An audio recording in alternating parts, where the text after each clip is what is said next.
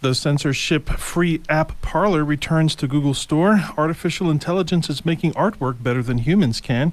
Amazon filing a lawsuit against a fake Amazon operator, and how car thieves are stealing Kia and Hyundai cars. All that and more next on the Computer Doctor Show.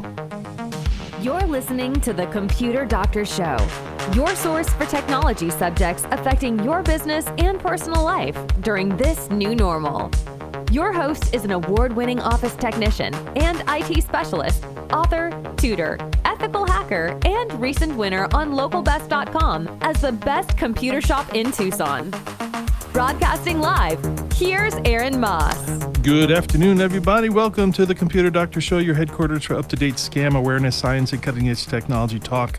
This is episode 104. I'm Aaron Moss, your host. Thanks for tuning in with us every Saturday at 2 p.m., and we post all of our shows and bonus content on ComputerDoctorShow.com. Again, ComputerDoctorShow.com. We'd love to hear from you, so give us a call during the show with your computer, internet, and cybersecurity comments and questions on our open studio line, 520-790-2040. Co-hosting today is Cy from the Cassidy Unscrewed Theater. Hello. Hey, good to have you with us.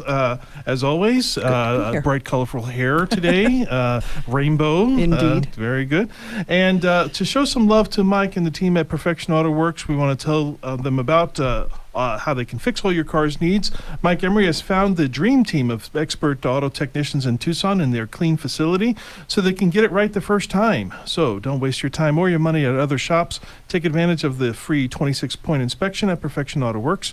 For an appointment, call 520-323-8650. Again, 520-323-8650 and perfectionautoworks.com.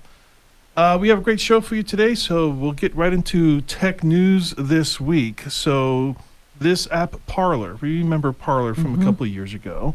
It was advertised as censorship-free, which means you can say anything goes, nothing gets deleted, nothing ever happens. But they soon found out the repercussions of doing something like that, right? So since it was removed 2 years ago, Android users that were in favor of the app had to install the app manually, bypassing the App Store. Now, although the Parler app had reappeared in the Apple Store in May of 2021, which was last year, it reappeared in the Google's Play Store just yesterday. Now, in order to meet the Google standard of what is okay and not okay for these things that are in the Google App Store, they had to adjust their policy on censorship. So they're no longer a censorship-free app anymore. They're kind of moving more towards the other types of moderated. Social media. Moderated, right? So they did have to add buttons that you can report a post, or they actually do have to start censoring, blocking content that incites violence and objectionable comment, buttons such as inappropriate or violating terms of service, and removing and blocking abusive users. So the Parler app was actually blamed for the uncensored communication that led to the insurrection at the White House January 6th, supposedly. But people used Parler because Twitter was blocking too many messages that violated their anti-violence policy. So we're going to see what happens with this release. We're going to see if things return to what we were. We want to believe in humanity, but you got to set boundaries for what people can and can't do. If you let them it's just a free for all. All right, but that's a political discussion. This is not a political show. This is a technology show, and that is technology news. So there we go. All right. Also in technology news, Amazon filing a lawsuit against a fake Amazon operator. Have you ever spoken to a fake Amazon operator? Not to my knowledge. I'm sure they've called you. Maybe you haven't spoken. I'm not in the habit of picking up numbers I don't recognize. So if they may have called, but they didn't reach me. Just so you know, I will answer my phone. I answer all of my phone calls. If somebody were to call my cell phone right now, you would actually hear it ring. I'm not going to pick it up during the radio show, but I do answer all of my calls. Whether they're sometimes and oftentimes it is a prank phone call. It's Right. it's a phone call from a fake call center. So I'm speaking to fake Amazon operators all the time. And as you may know, Amazon's name is often used in imposter scams, and that's what they're called, imposter scams, because so many people are familiar with the name and have an account. And it's the same thing with Microsoft, the IRS, YouTube, and even for Roku. Right. I've heard that people buying Roku boxes, if you have trouble setting it up and you you type in Google Roku customer service, you'll get a phone number to a fake Roku Oh, wow. call center. And they're going to charge you money for doing something that are free. That's Right, included, But Amazon filed suit against Pioneer Incorporated for their role in running a call center with fake Amazon Video and Ring customer service. From mid-2020 to mid-2021, Amazon imposter scams multiplied by fivefold, I should say. Wow. So it got 5 times larger. So during the pandemic, you may have noticed that you're getting a whole lot more phone calls, text messages, things of that sort, emails. Hopefully this file will also start to level the playing field a little bit so that the rest of us won't be bombarded with these fake phone calls. In 2021, Amazon actually paid $900 million globally and employed some 12,000 machine learning scientists, software engineers, expert investigators, and programmers to protect itself and customers from fraud and other forms of abuse. All this to say, there is no program that can block a conversation. I've preached this before. There are antivirus programs that can stop viruses from coming in your computer, anti-malware, anti-spyware, but there's nothing that can really stop. Once someone has started a conversation with you by text message, phone call, email, once you're already involved in the conversation, and then that conversation turns to something a little bit malicious, something more scammy, that it may start off innocent, but once it starts taking this turn to something undesirable, there's nothing really in place technology-wise that can stop it. Right. Not that wouldn't be surveillance. Right. So people want their privacy, but Right. they also want to be protected. Right. So how exactly do you do that? Well, you do it with education more than anything. You learn how to Exactly. spot the scams. Thank you. You bet. Thank you. And that is our service. We are our own technology. Actually, we right here in this studio right now, we are protecting the Tucson people Yep. by educating them about what is happening in the world. Because honestly, that is the best anti-scam. That is the best anti-malware. That is the best antivirus that you can get, is knowledge of the user. Okay? There's no replacement for learning about these things. So, I continue always to say a little paranoia goes a long way. If it feels like they're asking for something that doesn't make you comfortable, it's okay to say, I'm done. But there's also a certain level of too much paranoia, because it has to be a balance. Right. Because if you're too paranoid, then you'll start deflecting things away that are actually Sure. real. That's why I say a little paranoia Yes. goes a long way. So you have to know. You have to always be on the edge of what is fake and what is real. But trust your gut. All right. Also, artificial intelligence. Now, we were just talking about this about the show. Artificial intelligence produces pieces of art that are better than what humans are able to to do. So apparently human artists are upset. Now, you're kind of an artist, right? You're a musician. Very much so, yes. You're in comedy. So how would you feel if an AI robot was a better musician than you, a better comedian than you? How would you feel? Would you feel that was fair? I don't know about fair or not, but it wouldn't be a whole lot of fun to get replaced like that. Whether or not that's fair is not necessarily where I would worry about it, unless it were in the case of the example today. If it affected my livelihood, Yes. then I would start to worry. Like, wait a minute. I don't think it's comforting to be replaced by a robot. No. For any profession. I Not don't really. think. No. Yeah. Okay. So, you mentioned in this report. So here's what's happened. A piece of artwork was submitted by a guy named Jason Allen in a Colorado State Fair art contest. So it was a state fair art contest. He wanted to make a statement regarding digital artificial art. And if you get a chance to look at it, it's actually very cool. The rules of the contest did not explicitly say anything against digital art. That's in his defense. And Jason also, he said that he did submit a comment attached to his submission that explains that the art was produced with a software called Midjourney, which is an online artificial intelligence tool. The art judges... the judges of the art contest later said that they didn't realize that it was produced with artificial intelligence, but they also said that it would not affect their decision anyway because A human had to create the prompts and manipulate the AI. Yes. I know. It's a slippery argument because there you can see that there's an argument to be made as to whether or not he should have entered or not. Yeah. But it is okay. So we can see this piece of artwork on the monitors here. It's quite stunning. It is stunning. I think that I think the rules had to do.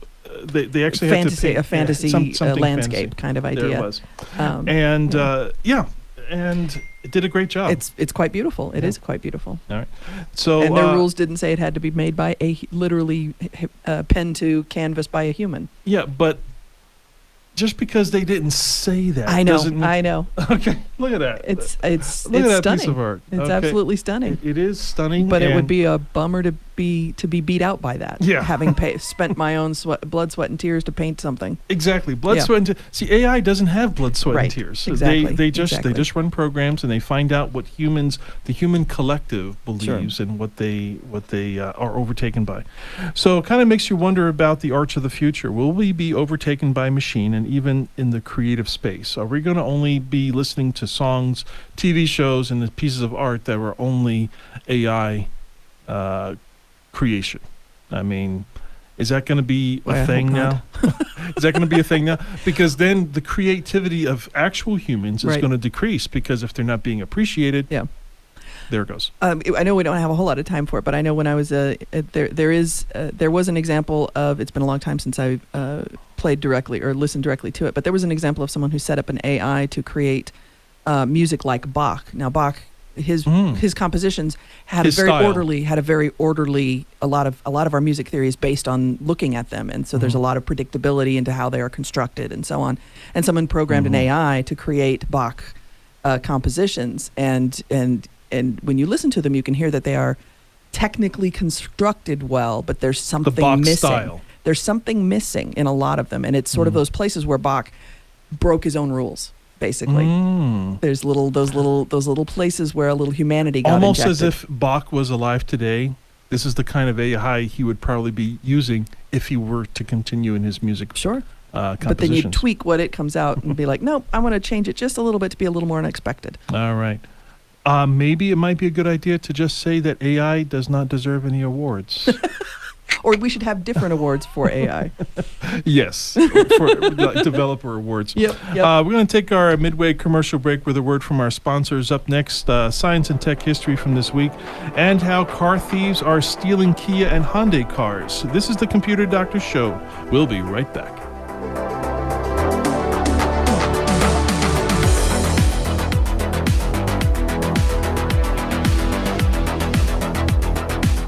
September 1964. The one and only Beatles! Mike, this is a life-changing moment, man. I mean, the Beatles live in concert. They sound just like the records, man. Oh, man, I know exactly what I want to do with my life. Tomorrow I'm going to Marshall's music store and buy a guitar. You can't play guitar. I'll learn. Now, what about you? You gonna play drums? What? How did those four dudes get here anyway? Hey, in that fancy car over there, man, next to the stage. Well, you know what I was thinking? I want to be the guy that makes sure they get to the next concert. I want to work on cars. You know, back in the day, everyone wanted to be a musician, but not me. I wanted to fix cars. This is Mike Emery from Perfection Auto Works with a passion for doing your auto and truck repairs correctly. Imagine driving along in your car with the radio tuned and ice-cold air conditioning on, cruising with peace of mind. 323-8650 and perfectionautoworks.com. Computer Doctor of Tucson is the best choice in desktop support in Tucson. They fix error messages, power and boot problems, install of software and hardware, and much more. You can come to them, or they can come to you, or even have a remote support session so they can fix your issues over the phone quickly. Give them a call at 261-5508, 261-5508. Visit them on the web at computerdoctortucson.com. Computer Doctor of Tucson, because technology is great when it works.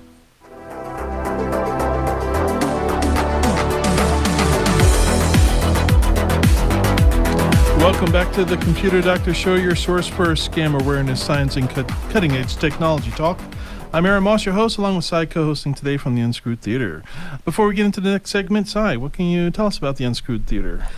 We've got all kinds of fun stuff going on right now. If you are in any way interested in Tucson Comic Con, which is also going on this holiday weekend, we have our comic book group performing there at 2:30. The second we're done here, rush over to TCC and you can see Comic Chaos. They basically make up a live comic book, and they're a lot of fun.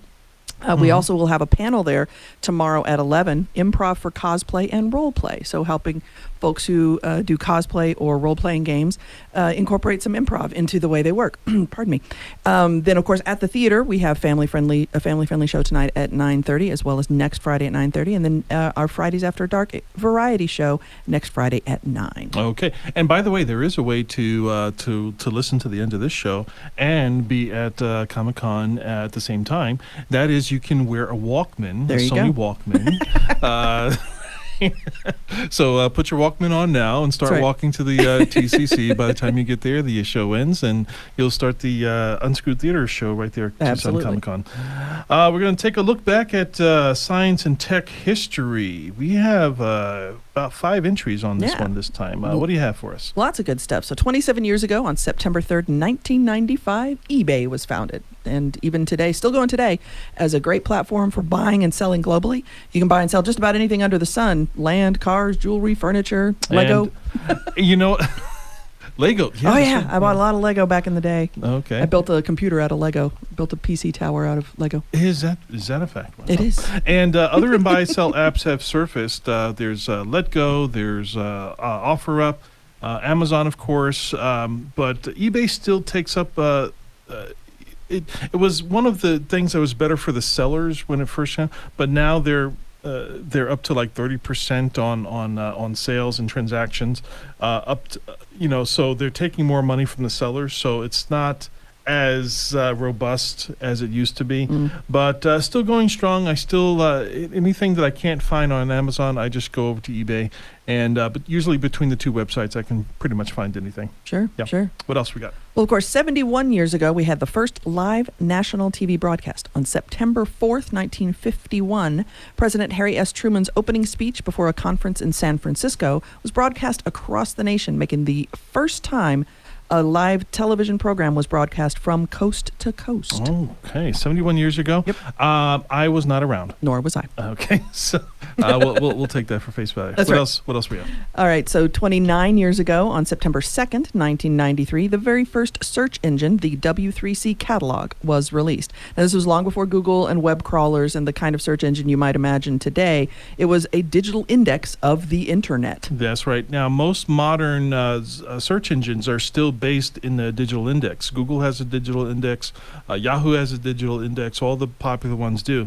Now, prior to this, before these indexes even started were around, you actually have to know the exact website that you were going to. Okay, and if you didn't have that exact website, you would just be in front of a browser. Finding nothing. And you're just saying, okay, well, what do? Do I just push buttons now? Right. But so that actually was a great innovation, and it's still use, and I use it hundreds of times. We all use it hundreds of times a day. Every time you push the letter K on your browser, you're getting searches. You're already getting indexes, just from that letter. So that's what's going on. Okay, what else we got? Well, speaking of browsers, 14 years ago, on September 2nd, 2008, Chrome was released, and it's still a favorite of many, and depending on whose statistics you look at, it's got anywhere from 60 to 70% of the market, well beating Microsoft Edge, Safari, Firefox, and even Opera, which I love to use for testing purposes. And I personally use it as my everyday browser. It's the fastest. It's fast. It's loaded with features.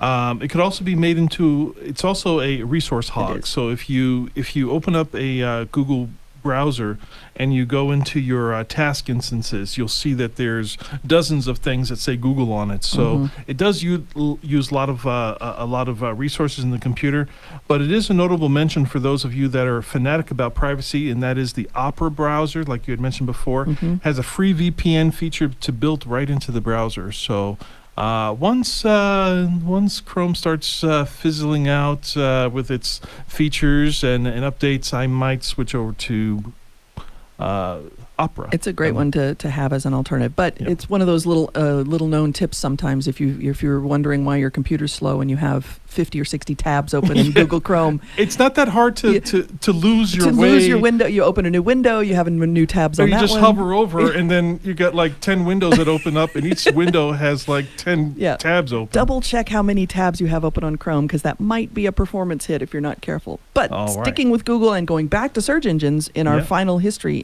entry, 28 years ago on September 4th, 1994, Google was founded. Google, still here and still free. Still free. Now, if you ever get a Google bill, okay, don't pay it.